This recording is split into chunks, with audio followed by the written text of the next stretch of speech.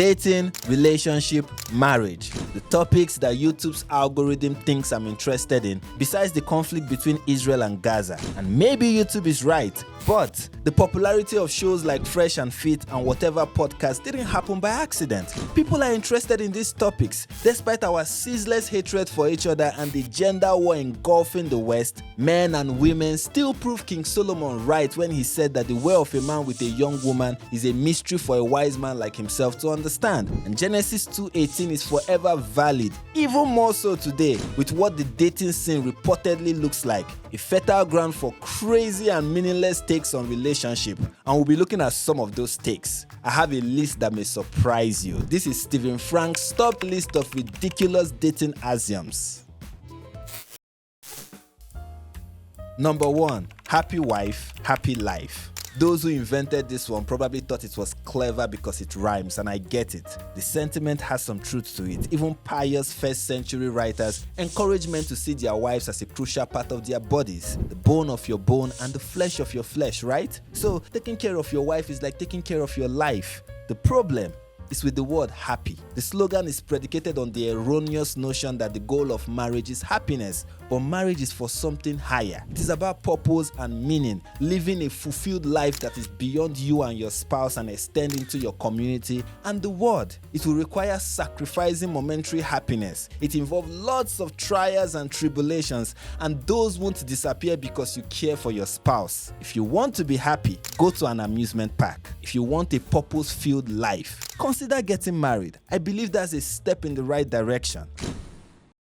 Number 2, men protect and provide and preside. It's an alliteration, so it must be clever, right? The 3 P's of masculinity excluding a penis. My problem with the statement is, what exactly does that mean in a relationship in 2023? What I see people do with this statement is putting new wine into an old wineskin. They're trying to fit the 60s or 1800s idea of masculinity into 2023. Yes, the philosophy stays true regardless of the era, but the application has to differ. What my grandfather understood as protection and provision must differ from what's obtainable today, where women have the luxury of looking at a man in the face and asking him, "What do you bring to the table? How do you provide for a woman who out-earns you, whose passive income can fund Haiti? What happens in an economy that requires 2 income earners to sustain the family?"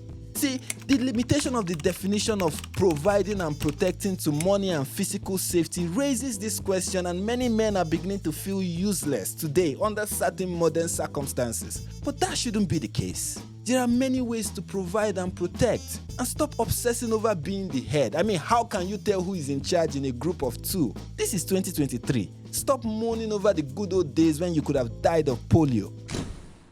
Number 3, men and women aren't equal. Yes, today a flat earther suddenly becomes a sage once he says, "Men are better at everything compared to women." Of course, men and women are different. And the quality and similarity are also different. You don't have to be the same to be equal. And we know this. We hold this truth to be self-evident that all men are created equal. Yet some are billionaires and some are beggars. Some are inventors and some are protesters. Some are honest and some are politicians. Some are normal and some are transvestites. And some are men and some are women. But we are all equal in essence and value, possessing the potential of portraying the image of a magnificent God. Yes, it is necessary to recognize our diversity, even though the prophets of diversity declare the difference between the sexes as heresy. But we shouldn't use our diversity as a claim to superiority, but as a call to service. With great strength comes great responsibility. Number 4, men want respect, women want love. What men are interested in life, not just in their relationship, but in their life as a whole, is status. This is why men do everything they do. So what's the number 1 thing we want our female to give us? Status. Without That's what complaining. men want. Status. That's all men want. No food, drink, companionship, sex, intimacy, or someone to share their existence with, someone to lean on in times of despair, celebrate and mourn with, someone who offers encouragement, moral support, advice, rebuke. Men don't need any of that. Only respect respect them, right? And women want love, a word that's so difficult to define these days. She doesn't need respect. You can disrespect her, okay? Just don't stop loving her, whatever you interpret love as. That's stupid. This is what happens when you stretch the difference between men and women. You create a distinction that doesn't exist. In reality, only psychopaths want humiliation and hatred. Yes, we are different. So know what your spouse wants. Learn their likes and dislikes and try to respect and love them accordingly. It is really that simple. Number 5, men are rational, women are emotional. Women, we're emotions first. We're logic second. Women they're emotional creatures, where men are very logical. And don't get me wrong, there are some smart women out there, but as a group, base everything off our feelings. I feel like the most logical girls, we acknowledge that we're emotional. Like, we're emotional beings. We kind of look to men to be more logical. When a woman speaks to you, she'd tell you about her feelings first. It's not bullshit. That's not we just are true. emotional and guys are logical. Exactly. Apparently, anger, joy, despair, anxiety, embarrassment, and lust are not emotions. These people clearly know the meaning of emotion, which they have limited to shedding tears, as it should be. A man making a hole in the wall, a black eye, or a broken nose with their fist has nothing, absolutely nothing, to do with emotions. Those are the act of a rational human being, obviously. The truth is that women are more prone to negative emotions than men, but both sexes are emotional and rational creatures. Newsflash, women have brains, okay? And many times they are right. Look, due to pride, arrogance, and anger, I've seen men make terrible life choices. Men can be subjects of emotional manipulation. If you stroke his ego long enough, he will come in whatever direction you want. No gender has a monopoly on better judgment and critical thinking. Even God once told a man to listen to his wife, and that man was Abraham. Number 6, men don't cry. As previously noted, yesterday was a big day for performatively emotional displays by henpecked men.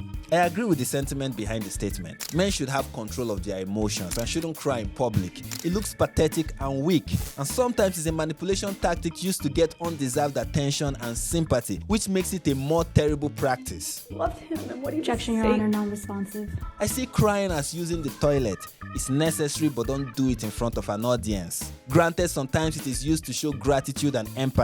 I mean, even Jesus wept. But indiscriminate crying is just annoying. With women, it is forgivable. But with men, it's so unforgivable. I mean, get it together. Control your freaking emotions. When women tell you they want you to be more emotionally available, it doesn't mean that your eyes should become a fountain of salt water. Please don't turn the faucet on. Okay, there's no reason to go overboard. Don't try to prove a point. Yes, emotional vulnerability before your spouse is good and healthy, but being a crybaby is unattractive and disgusting. You can communicate your emotions without whining and wailing.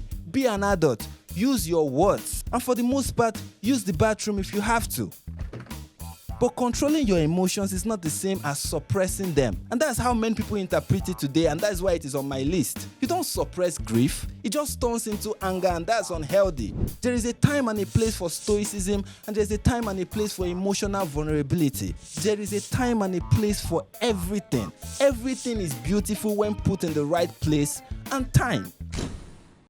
Number 7, men are naturally polygamous. It's the thing that drives men. Any man that could love his wife, tuck his kids in at night, be a good man, provide for his entire family, and sleep with a couple women every now and then would do it. And anybody that says otherwise is a liar. If I could pay $1 million to cut it off, I actually would. If I could struck a check for $1 million and never feel that feeling again, I absolutely would. This is just psychological manipulation. Justin Waller is a sex addict who thinks his condition is unique. Seek help, brother. Something is wrong with you. I mean, how did we conclude that it is the nature of men to sleep with multiple women? Based on what? Yes, we may be tempted by every skirt-wearing human except for Caitlyn Jenner and Dylan Mulvaney, but we are not defined by our temptations. And who says women can be sex addicts?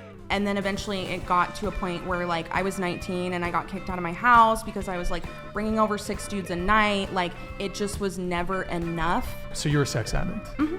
But see, this woman knows that she has a problem, but this man sees his problem as a superpower. True masculinity is not acting like a dog citing bad in heat. He who is slow to anger is better than the mighty. and he that rules his spirit than he that takes a city. My brother, learn to have rulership over your spirit. Exercise dominion over your sexual desires or flee from it. There are sexually transmitted diseases, and believe it or not, there are sexually transmitted demons. So better control yourself before you get in bed with the queen of the coast or daughters of Jezebel or both. And I promise you, your life will never remain the same. To love people. And that's my list, ladies and gentlemen. Let me know yours in the comments, but please keep it civil. Or don't. You can let me know how I'm doing all of this just for clicks. I know, can you imagine a YouTuber posting videos for views? I mean, that's insane, right? But seriously, let me know your list of ridiculous dating advice or axioms, whether they come from feminists or red pill warriors. To see my take on modern day feminism, check out this video. And until my next video, peace.